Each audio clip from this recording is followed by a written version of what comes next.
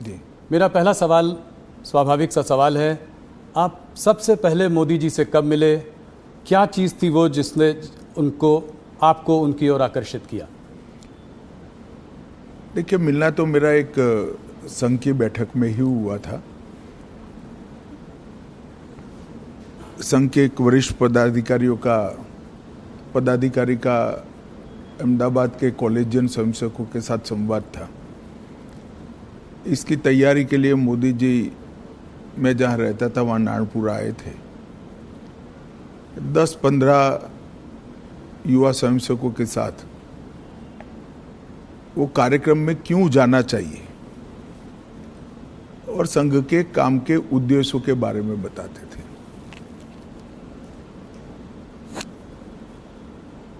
एक बिल्कुल अलग प्रकार से संघ के काम को मैंने उनसे सुना और कार्यक्रम में किस उद्देश्य से जाना चाहिए इसके बारे में भी युवाओं के लिए एक सटीक टिप्स भी थी और एक प्रकार से लंबे समय के लिए मार्गदर्शन भी था। इतने छोटे से एक महानगर के 1200 युवाओं के कार्यक्रम के लिए इतना बारीक प्लानिंग करना ये बहुत बड़ी बात होती है। मैंने भी नीचे के स्तर पर काफ़ी काम किया है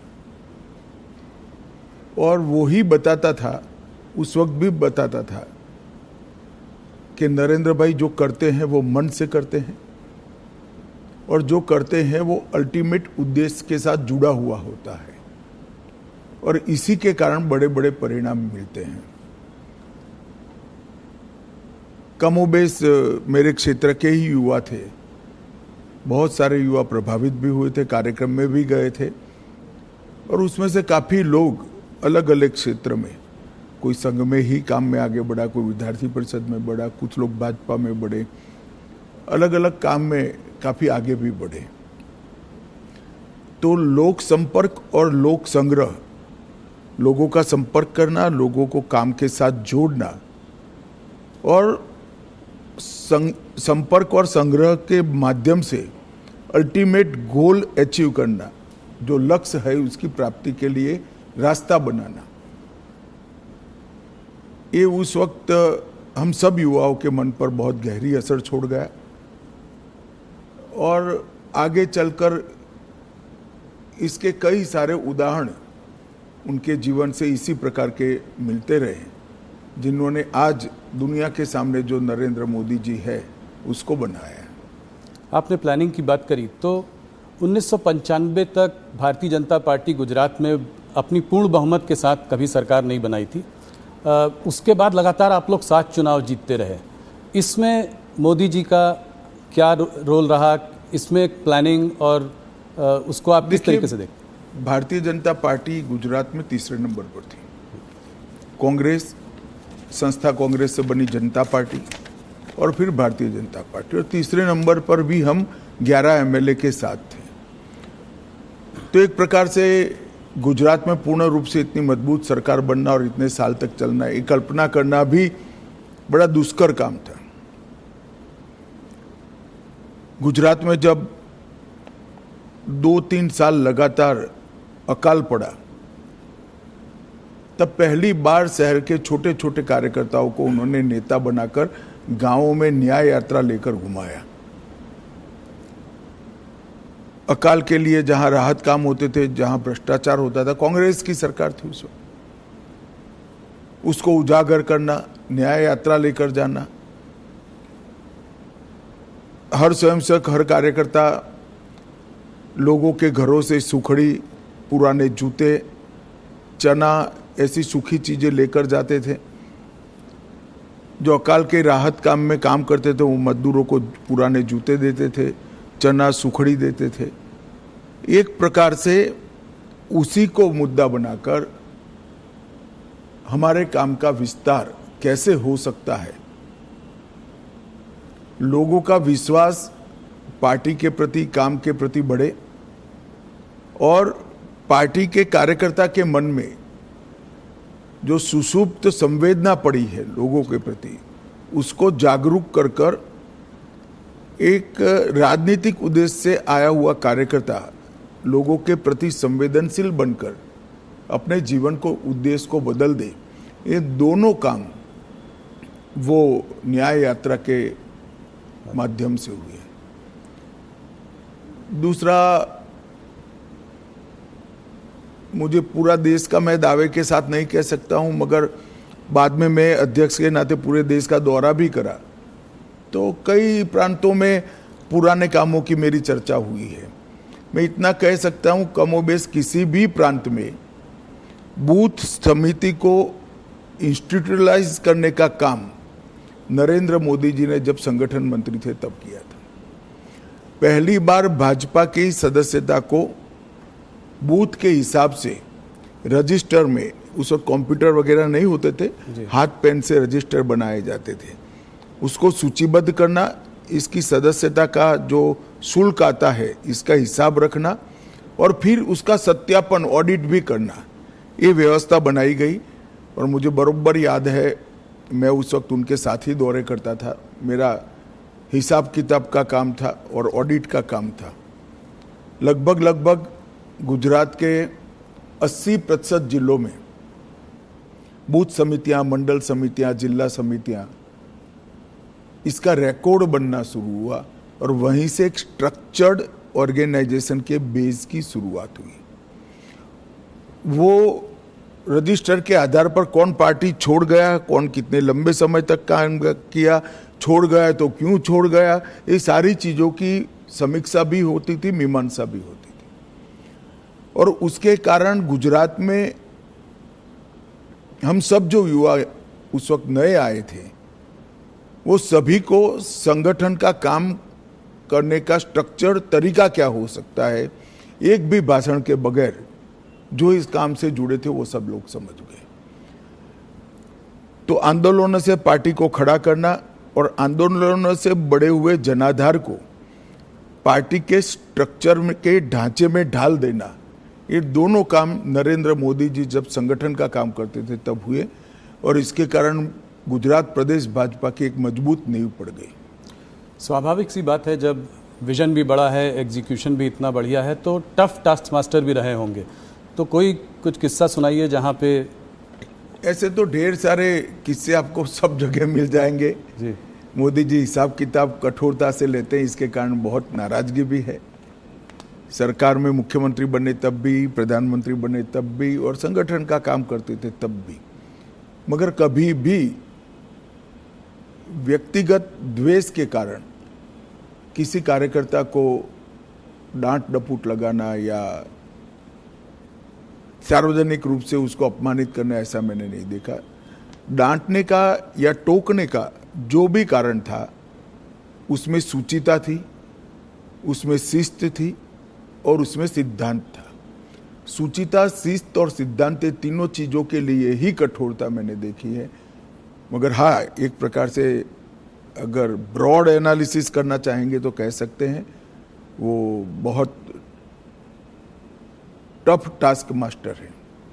आप कह रहे हैं आपने सबसे ज़्यादा उनके संग काम किया है, थोड़ा सा बताएं उनके आरएसएस का प्रभाव उनके ऊपर। आरएसएस के प्रचारक थे, कैसे उनको शेप किया आरएसएस की थिंकिंग ने?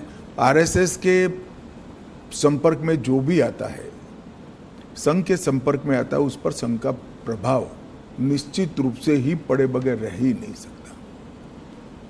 आज नरेंद्र मोदी जी जाने जाते हैं कैसे नेता के रूप में जिसके लिए देश सबसे प्रथम है, उसके बाद पार्टी है, उसके बाद पार्टी के कार्यकर्ता है। ये जो राष्ट्र प्रथम का पूरा इतना लंबा कालखंड 75 साल का जो दिखाई पड़ता है, मैं मानता हूँ वो संघ के ही संस्कार है और संघ के संस्कारों को लंबे डिसिप्लिन जीवन के तहत उन्होंने अपनी प्रकृति में बदला है। तो संघ के संस्कारों को स्वीकार करने में या उसके हिसाब से जीने में कोई तकलीफ नहीं पड़ती। जब प्रकृति ही व्यक्ति की ऐसी हो जाती है तो अपने आप काम उसी तरह से चलता है। जी अमित जी, काफ़ी लोग कहते हैं कि आप और मोदी जी एक ही सिक्के के दो पहलू हैं, तो इस जुगलबंदी का राज बताएं, कैसे ऐसा केमिस्ट्री। कहना ठीक नहीं है। मोदी जी और कार्यकर्ता दोनों एक सिक्के के दो पहलू हैं। करोड़ों कार्यकर्ताओं के जीवन में उन्होंने रास्ता भी बताया है, कोई भटकता है तो उंगली भी पकड़ी है, कई लोगों के जीवन को नई ऊंचाइयां भी दी हैं। मोदी जी की खूबियों में दिखता था। तो एक बड़ा जन आकर्षण था नरेंद्र मोदी जी के लिए। उत्तर प्रदेश में मेरे लिए जिम्मेदारी ये थी कि संगठन ठीक ठाक कर इस लोकप्रियता को वोट में कन्वर्ट करना और वोट को मतपेटी के अंदर कैद करना। और उत्तर प्रदेश में जातिवाद से ऊपर उठकर देश के हितों के लिए वोटिंग की पैटर्न लोगों के दिमाग में ठसाना। और मुझे लगता है कि भारतीय जनता पार्टी उत्तर प्रदेश में सफलता के साथ ये कर सकी थी। हमने मोदी जी देश बदल सकते हैं ये विश्वास भी खड़ा किया। देश बदलेगा, देश बदलना है तो उत्तर प्रदेश को बदलना ही पड़ेगा, इसलिए मोदी जी उत्तर प्रदेश बदल सकते हैं ये विश्वास खड़ा किया। और जातियों की भावना से ऊपर उठकर उत्तर प्रदेश और देश के भले के लिए वोटिंग करने की एक वोटिंग पैटर्न भी हम खड़ी कर पाए।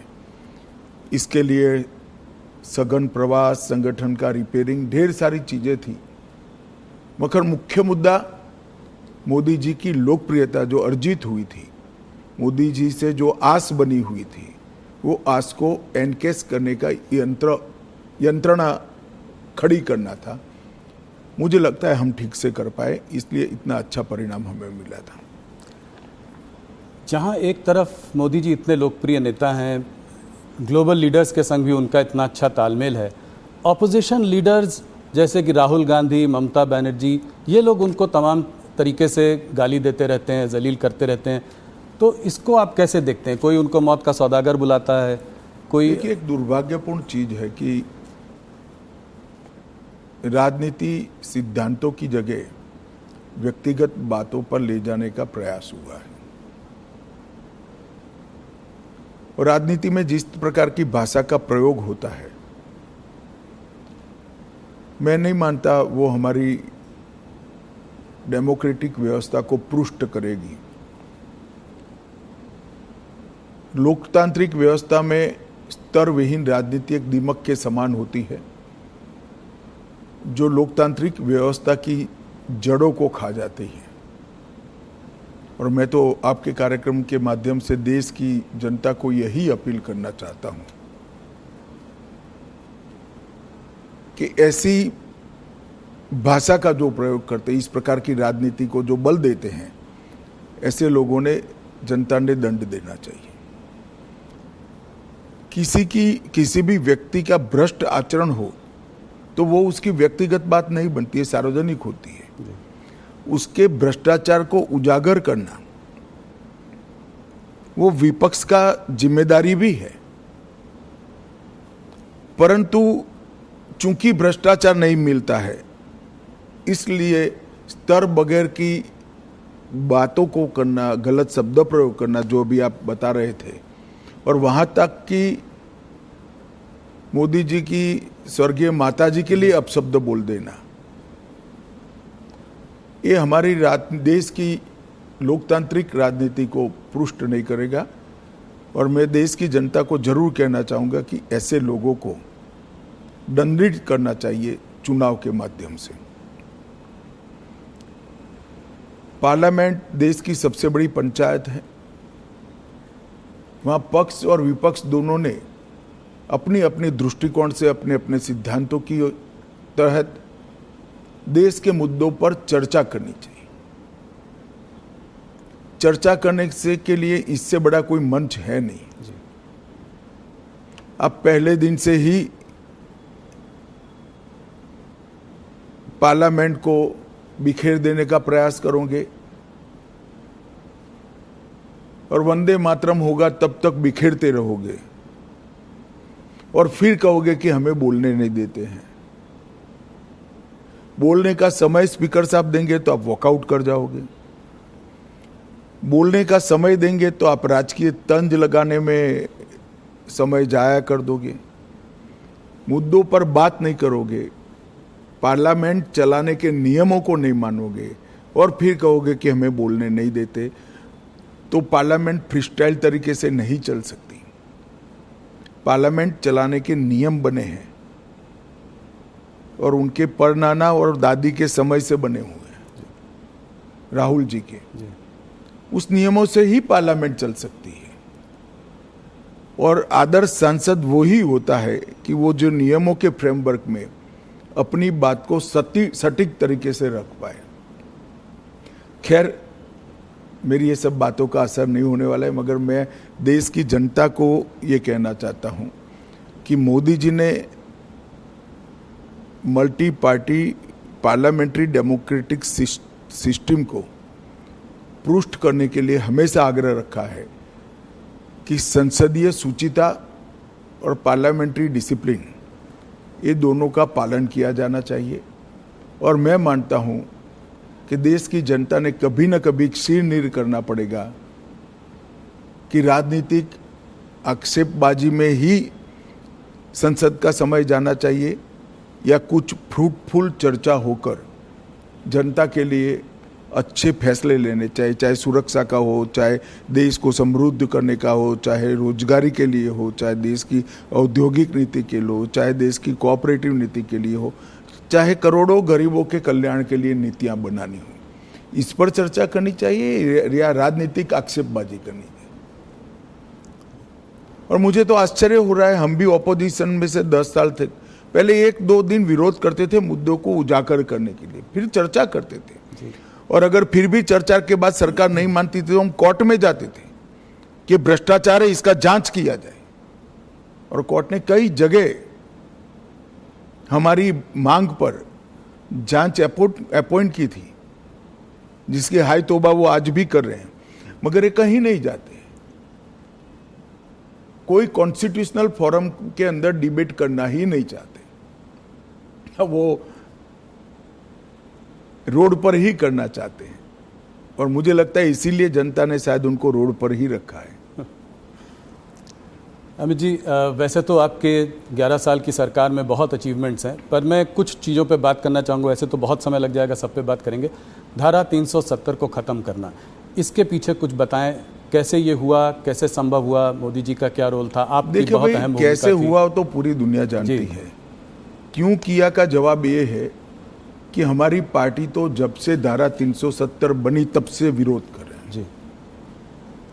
भारतीय जनसंघ के पहले अध्यक्ष श्यामा प्रसाद मुखर्जी का जीवन ही धारा 370 समाप्त करने के लिए, मगर आज तक न भाजपा के साथ पर्याप्त बहुमत था, न दृढ़ इच्छा शक्ति से निर्णय हुआ था।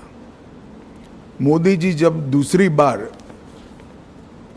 2/3 बहुमत के साथ प्रधानमंत्री बने, तब पहले ही सत्र में धारा 370 को समाप्त कर दिया।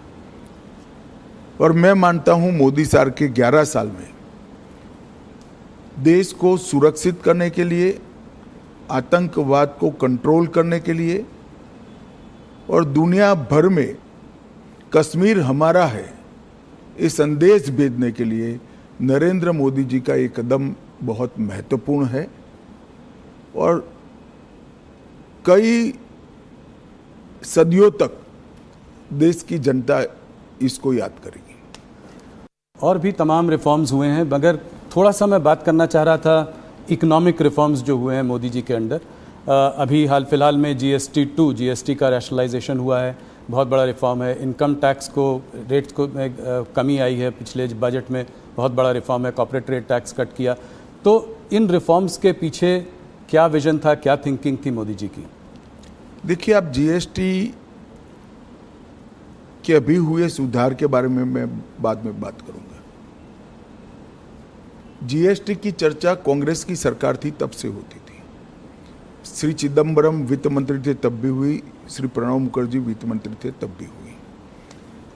कई बार कांग्रेस से गुमराह कर रही है कि ये तो हमारा आइडिया है। ठीक है भाई, आपका आइडिया है तो इम्प्लीमेंट क्यों नहीं हुआ? राज्य विरोध करते थे। राज्य विरोध किस चीज का करते थे? राज्य विरोध जिस चीज का करते थे वो चीज देश की जनता को समझनी चाहिए। सभी को मालूम था कि जीएसटी आने से राज्यों के रिसोर्सेस में एक प्रकार का रिजार्व होगा, कमी आएगी। वो कमी की भरपाई के लिए उस वक्त राज्य केंद्र से गारंटी मांगते थे, जो कांग्रेस ने नहीं दी, राज्यों ने सहमति नहीं दी और जीएसटी के रिफॉर्म नहीं हुए।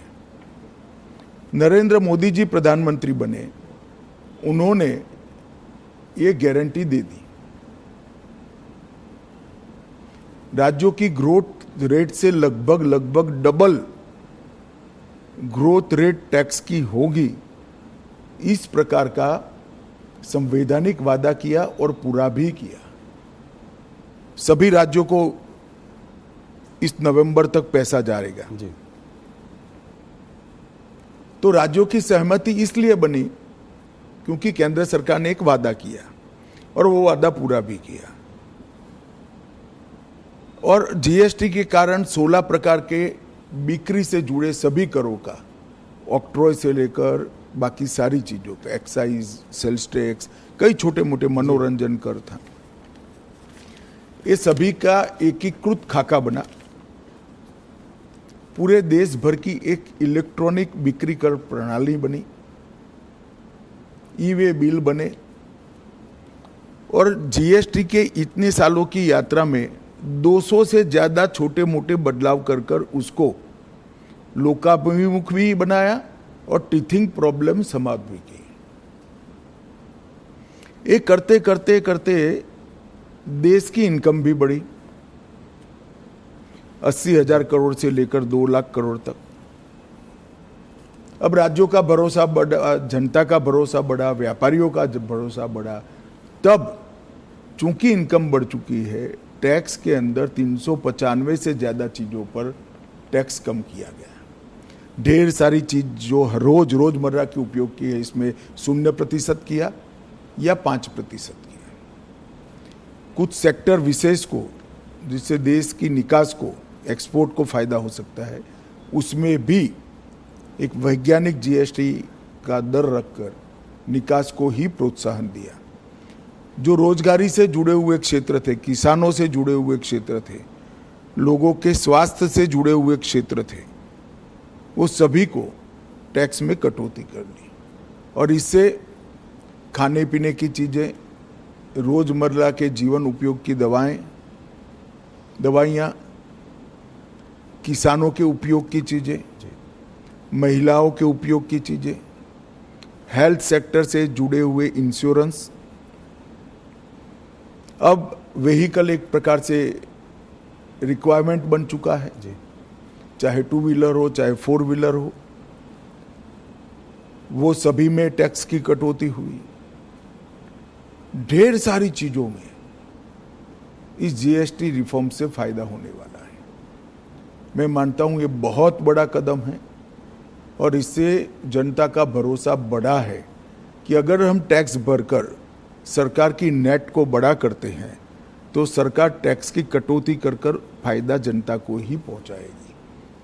और ये भरोसा आज़ादी से अब तक अदृश्य था, पहली बार वो दिखाई पड़ता है कि कोई भी सरकार अपने बढ़े हुए टैक्स को ये कहकर प्रोत्साहित करेगी कि भाई आप टैक्स भर रहे हो तो अब हम टैक्स कम करेंगे, तो ज्यादा से ज्यादा लोग टैक्स के नेट में भी आएंगे। मुझे विश्वास है इनकम भी कम नहीं होगी, इन्वेस्टमेंट बढ़ेगा, इन्वेस्टमेंट बढ़ेगा, बाजार में एक प्रकार से तेजी भी आएगी और लोगों को सस्ता भी मिलेगा और यहाँ उत्पादन की गतिविधियां भी बढ़ेगी और देश की निकास भी बढ़ेगी। एक तो मल्टी डायमेंशनल,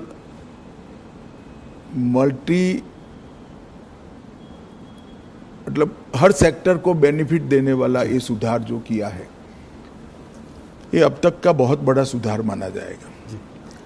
आप लोगों को पिछले 11 सालों में कभी कभी टफ सिचुएशन से भी गुजरना पड़ा है, कठोर निर्णय लेने पड़े हैं। बालाकोट में एयर स्ट्राइक, अभी हाल में ऑपरेशन सिंदूर, तो क्या मैसेज भेज रहे हैं आप इससे?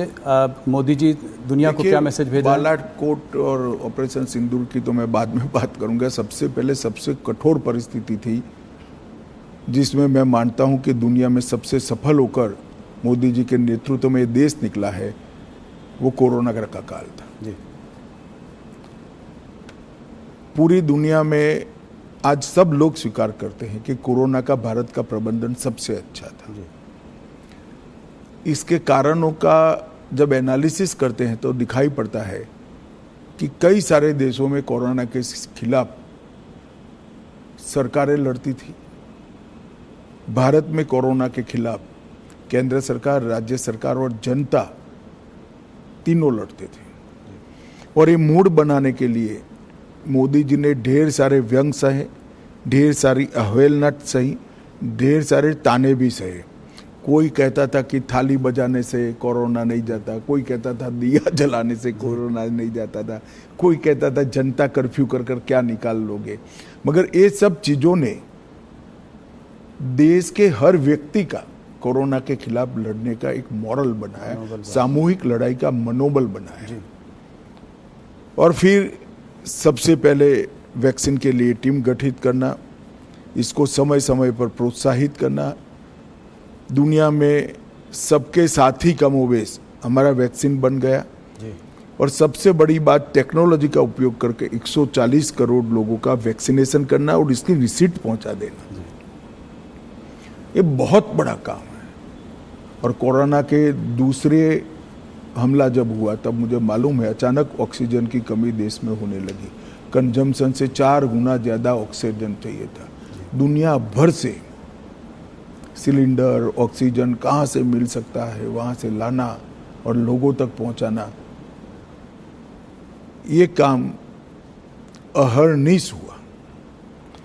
जनता ने भी देखा, जनता ने भी सराहा, दुनिया भर ने भी सराहा है। इससे ज़्यादा टफ स्थिति हो नहीं सकती थी। कई सारी पार्टियों की सरकार को एक साथ लेकर, पार्लियामेंट से पंचायत तक पूरे तंत्र को एक साथ लेकर, 140 करोड़ की जनता को एक साथ लेकर ये लड़ाई लड़ना, मैं मानता हूँ बहुत बड़ी सिद्धि है नेतृत्व की। और मोदी जी इसके लिए संपूर्ण यश के अधिकारी हैं। जहाँ तक उरी, पुलवामा और पहलगाम हमले का जवाब देने का सवाल था, सर्जिकल एयर स्ट्राइक और ऑपरेशन सिंदूर और उसके बाद में ऑपरेशन महादेव, ये भारतीय जनता पार्टी का कमिटमेंट है कि हमारी सरकारें टेररिज्म के खिलाफ जीरो टॉलरेंस रखती हैं। और मोदी जी के नेतृत्व में ये कोई कोरा नारा नहीं है, पॉलिसी है। और जब जब भी समय आया हम इस पॉलिसी पर कठोरता के साथ काम करते हुए दिखाई पड़े। पहले भी हमले हुए थे, बड़े बड़े हमले हुए हैं। मुंबई पर हमला हुआ, कई सारे हमले हुए, सीरीज ऑफ शहरों में सीरियल बॉम्ब ब्लास्ट हुए, मगर कभी भी जवाब नहीं दिया गया। हमने बड़ा युद्ध कर कर देश के विकास को रोका भी नहीं है, मगर हर बार कठोर जवाब देकर एक संदेश दे दिया है कि भारत की सीमा और भारत की सेना और भारत की जनता के साथ खिलवाड़ नहीं करते, वरना दंड भुगतना पड़ता है। और ऑपरेशन सिंदूर में जिस तरह से उनकी तंजीमों के हेडक्वार्टर उड़ा दिए गए, पाकिस्तान के क्षेत्र में जाकर, पूरी दुनिया आश्चर्यचकित होकर भारत के ऑपरेशन को देखी। और वो नेतृत्व के दृढ़ इच्छा शक्ति के बगैर नहीं हो सकता। अमित जी, आप हिस्ट्री में बहुत रुचि रखते हैं, तो मेरा एक सवाल है कि इस देश में लॉन्गेस्ट सर्विंग प्राइम मिनिस्टर्स को अगर लिया जाए तो नेहरू जी, इंदिरा जी और मोदी जी का नाम है। मोदी जी को आप नेहरू और इंदिरा जी से कैसे कंपेयर करेंगे? देखिए, मोदी जी ने देश की इकोनॉमी की साइज और स्केल दोनों को बदला है। गरीबी हटाओ के पॉलिटिकल नारेज को जमीन में तब्दील किया है, जमीन पर तब्दील किया है। 25 करोड़ लोग इस देश के गरीबी रेखा से बाहर आ जाए, वो बहुत बड़ी बात है। 60 करोड़ लोगों के जीवन में घर देना, शौचालय देना, घर में गैस का सिलेंडर देना, घर में बिजली देना, 5 किलो अनाज प्रति व्यक्ति प्रति माह मुफ्त देना, 5 लाख तक का इलाज करा कर देना, घर में शुद्ध पीने का पानी पहुंचाना। एक 11 साल के अंदर 60 करोड़ लोगों के जीवन स्तर को इस तरह से उठा लेना, इसके जीवन को परिवर्तित करना, जिसकी वो पीढ़ियों से राह देख रहा था, मैं मानता हूँ ये बहुत बड़ा उपलब्धि है।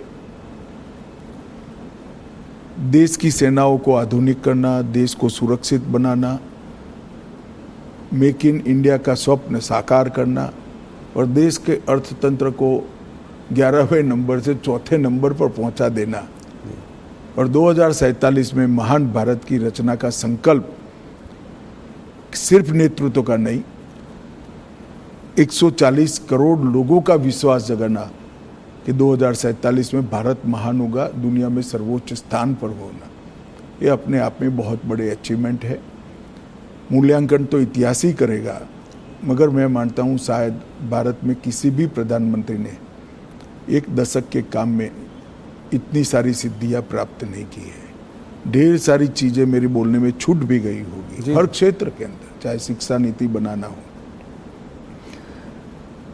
चाहे विदेश नीति के अंदर रीढ़ की हड्डी इम्प्लांट करनी हो, ये सभी चीज़ों में मोदी जी ने बहुत अच्छे तरीके से देश के हर नागरिक का गौरव बढ़ाया है, इसके सर को ऊंचा किया है। किसी लीडर की आपको याद दिलाते हैं वो कोई बड़े व्यक्तित्व की? ऐसे कंपैरिजन करना ठीक नहीं है, सभी लोग अपने अपने समय में बड़े होते हैं, सभी का अपने काम करने का तरीका होता है, मगर जहाँ तक अचीवमेंट का सवाल है, मोदी जी के समय में सबसे ज़्यादा हुए। अमित जी, आपने मोदी जी पर इतनी सारी बातचीत कही, बहुत बहुत धन्यवाद। आप हमसे आज जुड़े इसके लिए बहुत नमस्कार जी।